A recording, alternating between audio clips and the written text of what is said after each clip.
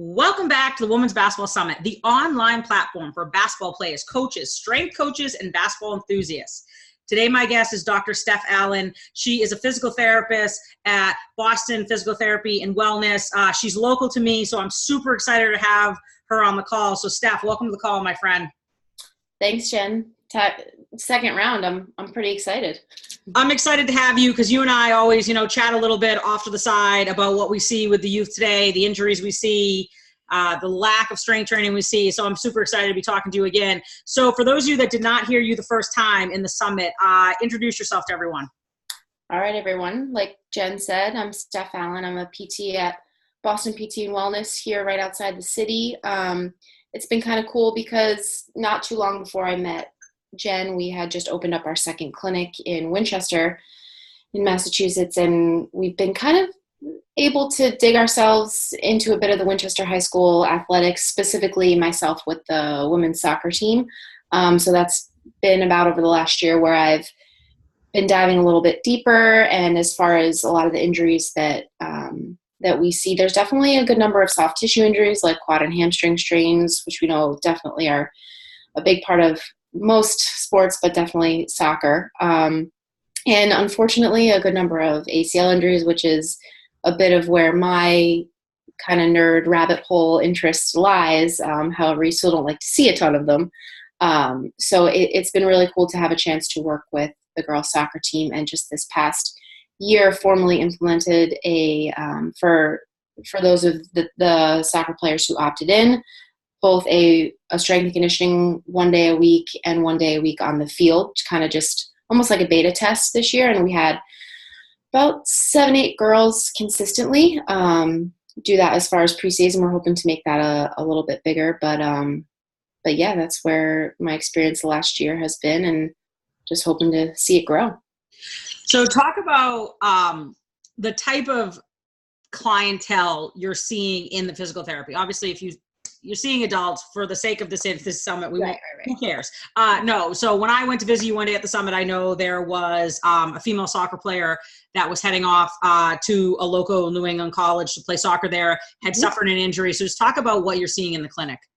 Yeah, it's been a little bit different in the Winchester clinic, to my delight, because we do have a lot more younger athletic high school and college athletes. So that's the higher percentage of the demographic there. We do see it's outpatient ortho, so we see everybody. And yes, we did have that particular athlete in there who's doing well. I have had the pleasure / also learning experience of working with a few young female athletes who did tear their ACL and were actually trying to go back to college sport, collegiate sport. Everybody is a little bit different, so it's always a learning curve. But yeah, I would say that predominantly we do see high school, college athletes, and probably the active middle-aged adult population. So do you guys see a lot or a fair amount of ACLs, or are you seeing more like soft tissue, like knee pain, hip pain?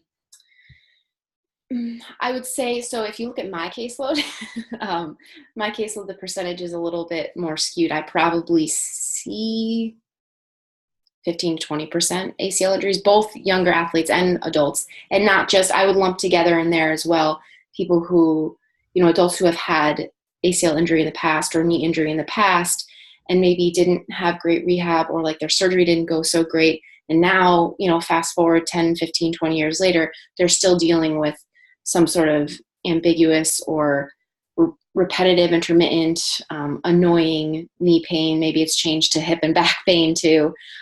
So if you lump all of those together, I would say probably close to 15 or 20% of my caseload is related to ACL and or knee injury.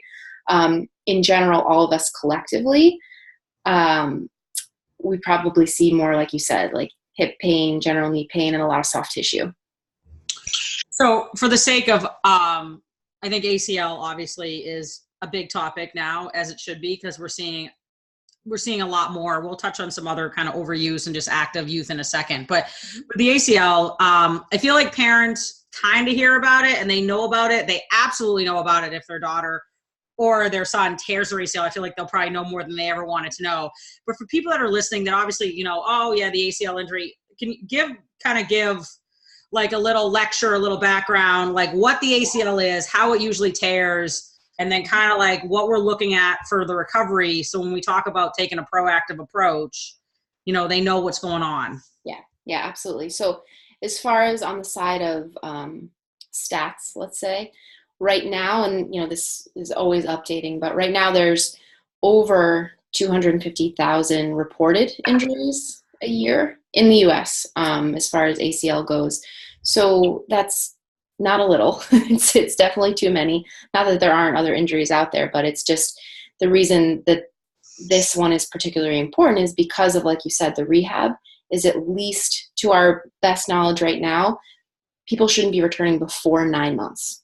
So you're looking at, you know, the better part of a year of your life with good solid rehab to be able to go back to elite level sport, taking elite or prior level. So taking that aside, as far as the stats of return to sport, only about, so 65% right now is the percentage that are returning to sport in some capacity. Only 55% either go back to their same level or an elite level. So 50-50 as far as return to elite level is not, we want to work on that, in other words. So that's kind of stats as far as number of injury and how many of those are returning to, you know, a high level sport. On the side of what can be, so let me step aside here and actually talk about the injury itself. So how does it happen, right? A lot more often now, unfortunately, it's happening non-contact. So if you take the contact side of things, it's usually either a blow from the outside, like outside knee to the inside, and then he kind of comes like that, or it's a hyperextension type thing, where somebody's maybe, you get a blow from the front. A larger percent of them are non-contact, and the ACL itself, its major job is to keep that lower leg bone from going forward on the top leg bone. How it happens is usually it's in like milliseconds. It's the foot is planted when you are going when you're slowing down or decelerating and you're trying to change direction. So what happens when your foot's planted and you're doing that in a really quick way, obviously something like cutting or slowing down, changing direction in some sort of sport, is the foot's planted, you're slowing down, but then you get a little bit of what's called valgus and rotation. All that really means is it puts the ACL on basically the most stretch that it can have. And then not only is it fully taut, but then you go really quick to re-accelerate and or change direction. And at that point, with a little bit of knee flexion or knee bend, is usually the kind of perfect storm that creates it.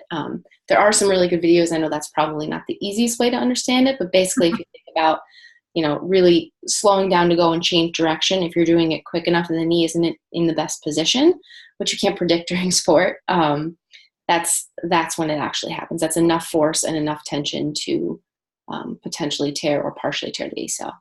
So for people that are listening, obviously with the basketball, I don't know if you know who this is, but Rebecca Lobo, she's a commentator now for like ESPN, WNBA. This was probably the most famous ACL when I was growing up. You so Google it. Her picture comes up. Like perfect. Yeah. She was playing for the New York Liberty. God, this had to be 20 years ago. I think she went up for a rebound and then she landed and you just saw the knee go in. So if someone wants to actually see what it looks like, just type in like Rebecca Lobo ACL. Yeah. It's nasty though. So, but I mean, that would probably be I think one of the most famous like women basketball ones that was. Yep. So you said a lot of these ACL injuries are non-contact. And I know you just wrote an article recently about the ACL and strength training. What are the statistics saying how like a year round or like a competent strength and conditioning program can help like reduce these injuries, more so obviously the non-contact injuries?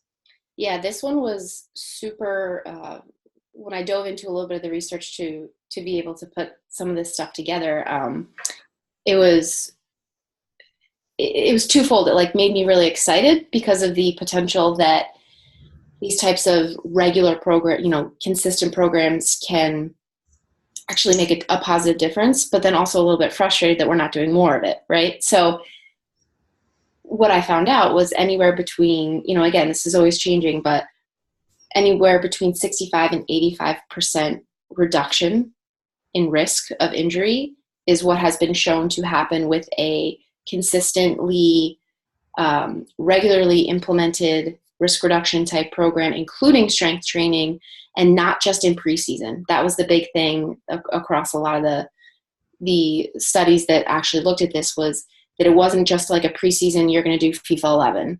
It was consistent, that as part of practices and warm-ups throughout the season, but also a year-round risk reduction / strength and conditioning program. And so that was a little bit mind-blowing, but also encouraging, because, it's the big thing for me is like, it's doable. And that doesn't mean that you're going to completely eliminate your risk, but, and that's why I don't love the word prevention, because there's no way that even if you do all the right things, that you're going to 100% eradicate your chance of tearing your ACL or having some other soft tissue injury. But you can be pretty confident that you did everything that was in your power to reduce your risk. So the biggie with that was that 65 to 85% risk reduction that they found with these programs being implemented. And I know we'll probably talk a little bit more about the specifics of that, but that was the biggest takeaway for me. Yeah, we'll talk about what should kind of the strength training program look like in a second. But again, we talked about having obviously a proactive approach, and like 65 to 85% is a huge number. And like, I know, especially we're very close in our area outside of Boston. Like, I was just talking to one of the athletes who's going to be a freshman in a local high school. And she was saying to me, out of all her friends, and they all play sports, she and like one other girl, the only one she knows that does a consistent strength training program. And even today, it baffles my mind, because, people are going to say, you don't have time. Okay, well, if you tear your ACL, you're going to have all the time in the world, and it's going to be a 9-month recovery. And Yep. You get older as an adult, you're going to have lingering knee pain. I mean, once you cut open someone, you're in trouble. The parents saying it's too expensive. Pay for an ACL surgery. And I mean, hopefully health insurance covers most of it. It's probably not. Then you're going to be paying for physical therapy, depending on that. So it just kind of baffles my mind. I'm curious to see like what you see or what you hear with kids that are not strength training on a regular basis. Well, what I see and hear is repetitive as far as like, things that I can think of a couple athletes off the top of my head who innately they're strong and they're fast and they're good at their sport. And that's the hard part that I feel as though makes it difficult for them and their parents to rationalize adding on something like this. And so sometimes that conversation can be tough, but the reality is that they keep ending up back in my office, or they keep ending up back at the doctor's office for quad strain, hamstring strain. I can't, every time I do sprints, this happens. And it becomes a little bit of a, you don't want to ever say, I told you so, or you don't want to ever say like, well, you have to do this, because sometimes it isn't that simple. Sometimes it's more than that. But especially from the youth athlete standpoint, what I do see is a lot of things are recurrent. So sometimes that opens the door for that conversation to say, hey, it doesn't have to take a ton of time, because if you go back to the research, like I was saying, the same research that shows the 65 to 85% decrease of a regular program, it was 2 to 3 times a week for at least 30 minutes. That's probably not that much extra. And sometimes if part of that is built into your warm-ups, or something where you come a little early or stay a little later at practice, like it doesn't have to take a ton of time away from like, I know kids have a ton of homework and all that kind of stuff. So that's a sometimes delicate conversation to have. But when you take a step back and, you make sure you listen to them as well and their concerns, you are able to express these bigger points that it's a little more clear to see that if you're putting in a little time now and you consider it now, then we won't be having harder conversations down the road. Yeah. I mean, 100%. I don't think you need a lot of time. And just curiosity is, I know you worked with the Winchester soccer team. If you're in a weight room, then obviously you'd access. But if you're doing stuff on the field, obviously we're not going to be carrying out dumbbells, kettlebells. No. So a lot of it, and when I work on the basketball court, like I'm not carrying my med balls, my kettlebells and everything with me. Mm-hmm. I do a lot of body weight stuff, like how to stick, how to land. Yep. Obviously, and just going over like basic movement quality patterns, how to squat, how to lunge. Did you do work on the field with the team? And if so, what were you doing?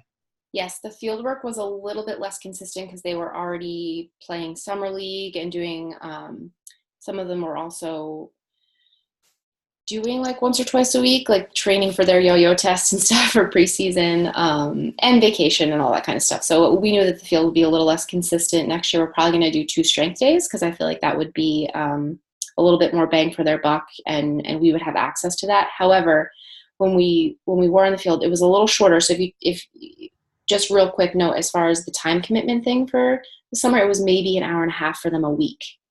So the 1 hour give or take for the lift, because that took a little bit longer.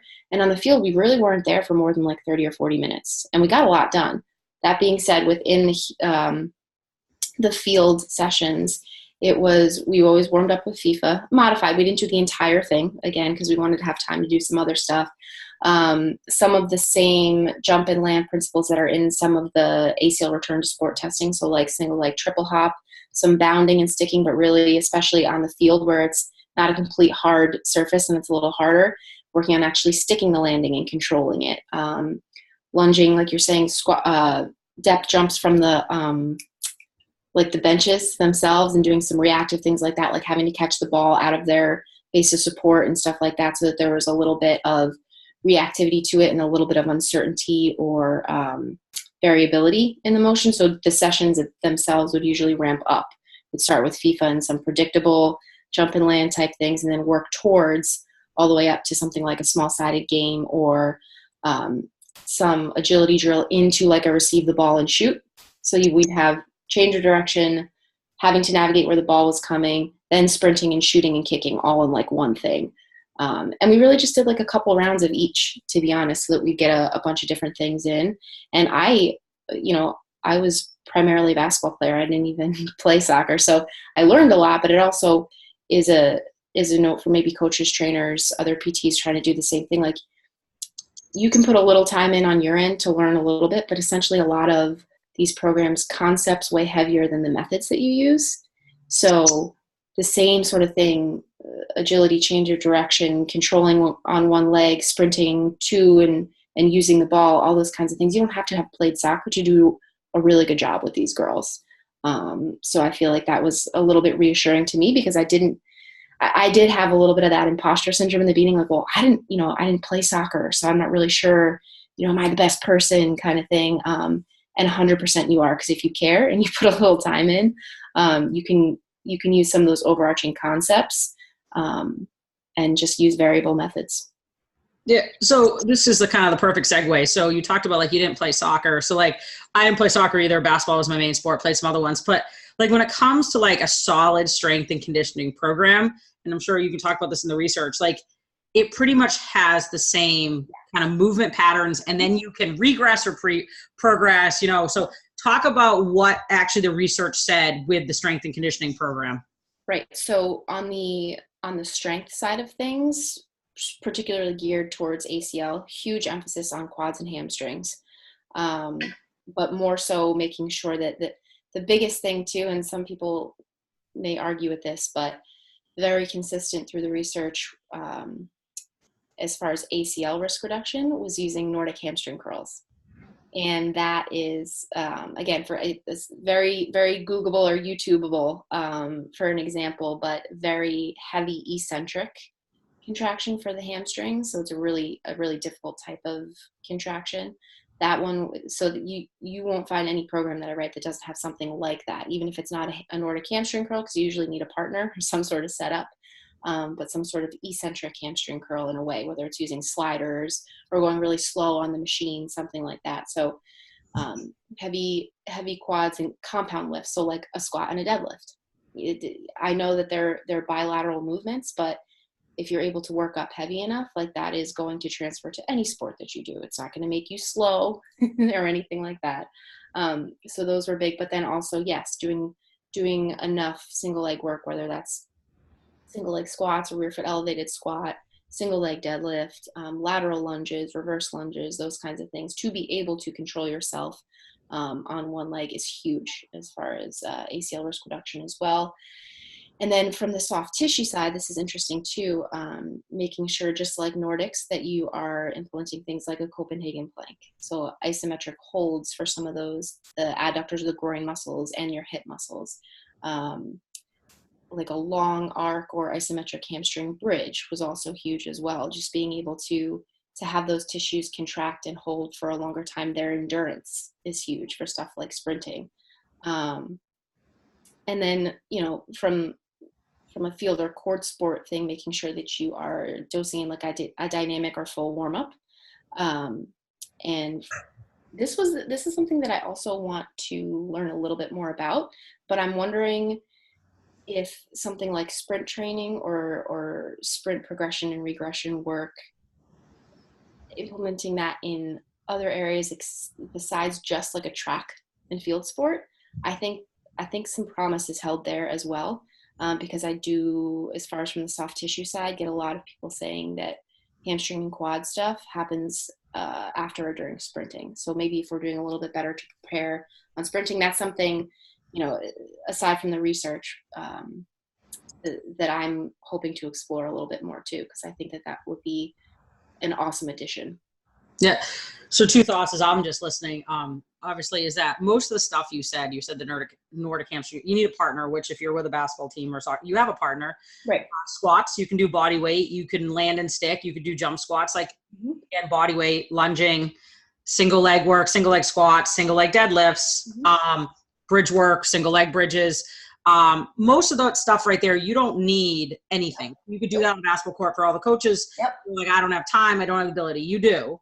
And then the funny thing, how you just said about the sprinting, I was just talking to Josh Rucci, who is the head strength and conditioning coach for the Georgia Lady Bulldogs. Okay. Very impressive SEC team, women's basketball, great tradition. And he was saying to me what he finds, and he gave this advice to all the young athletes out there, is that movement quality, have it, strength before power, like develop a strength base, and then we can go into power. But he also said conditioning.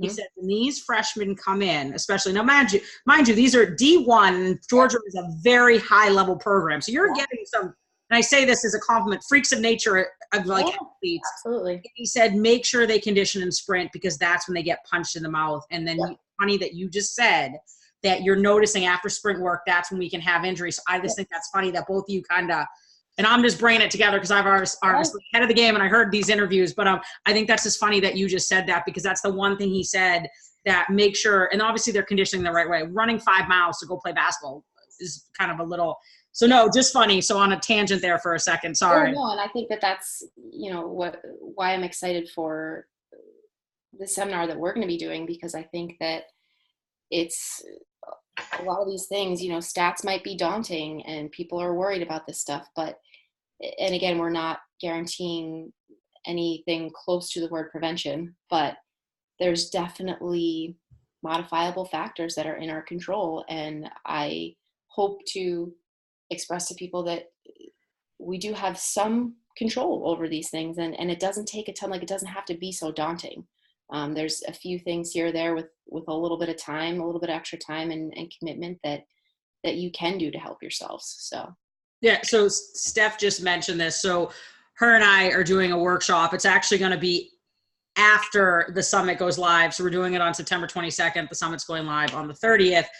But we came up with this kind of managing the female athlete, because if we've been talking back and forth, that female athletes, the demand on their bodies right now is insane. And I feel like we need to do a better job all around of kind of focusing on long-term athletic development and giving these girls a wide range of approach when it comes to skill work, strength work, recovery, soft tissue. So I don't know if you want to add a little bit more to what we're going to be doing.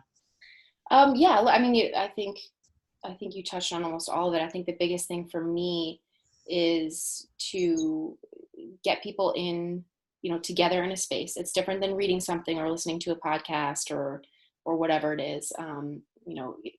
Get people together. Definitely education on it is huge. And the other side of that for me is being able to maybe help empower them and shed some light on a subject that's kind of scary, especially for female athletes.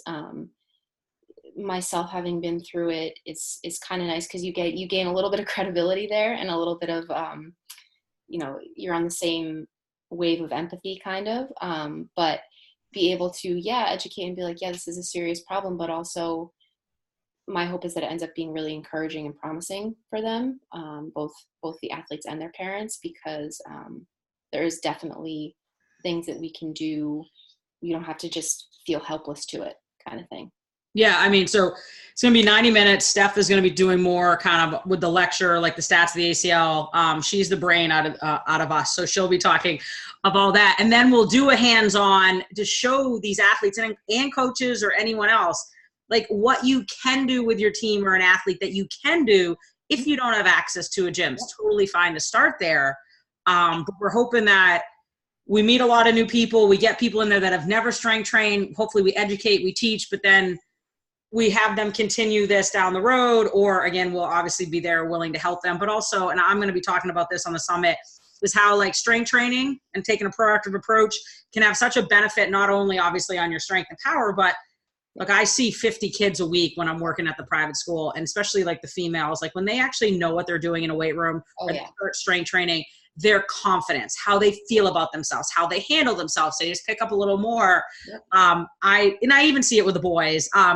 I just think that we need to teach these kids how to take care of themselves, not just for, sports, because 99% of them aren't going to be playing after high school, and then probably 98 aren't going to be playing after college. So just trying to take care of themselves.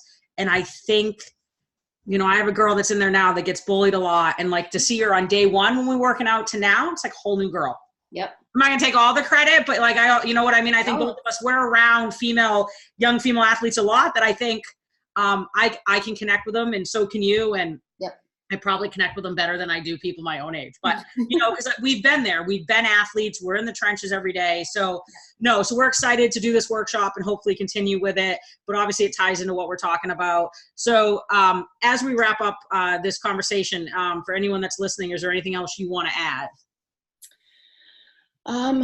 No, I think that, like I said, I'm at Boston PT and Wellness. If there's any, we always encourage students, new grads, doesn't have to be PTs, to reach out if they have questions or if they want to come shadow. We have people coming in all the time, even if it's just like an hour or two to kind of see what we do, how we work, ask questions about if they're thinking about going into PT or being a trainer or whatever.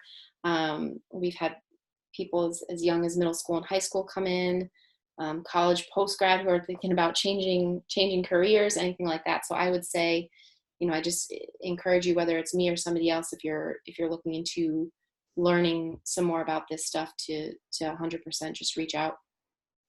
And we'll go over like kind of your email and social media in a second, but I think anyone that's listening, the biggest takeaway is that take a proactive approach, not a reactive. Like obviously if you tear your ACL, you're going to have a reactive approach because then you need to figure out how to get back. But I think taking a proactive approach with some form of strength and conditioning, again, is the biggest takeaway. And then if they want to find out more about you, I know you touched on a little bit, where can they find you? Like social media handle, email, what's the best way? Yep. So we have, I'm going to throw a few at you. We have the Boston PT and Wellness website is just bostonptwellness.com. Our company Instagram is Boston PT Wellness. My personal Instagram is stephallen.dpt. That's where probably I'm most comfortable and I spend most time there. And I do also, we didn't really touch on it here, but my boyfriend and coworker, Zach, and I started a student and new grad mentorship program. It's called the Level Up Initiative. And there is definitely some crossover as far as information and concepts and mission and vision there. So I won't go too deep, but that is on Instagram, the Level Up Initiative, and the website is thelevelupinitiative.com. So again, maybe a future conversation we can talk about that, but there's definitely, as far as overlap in concepts, principles, and information, just a little more specific to PT in general, not as much ACL and female athlete, but there's definitely some crossover there if anybody's interested. Awesome. Well, thank you again. And I'm super excited. I'll be seeing you in a few weeks to teach this workshop. So we will talk soon. Thanks, Jen.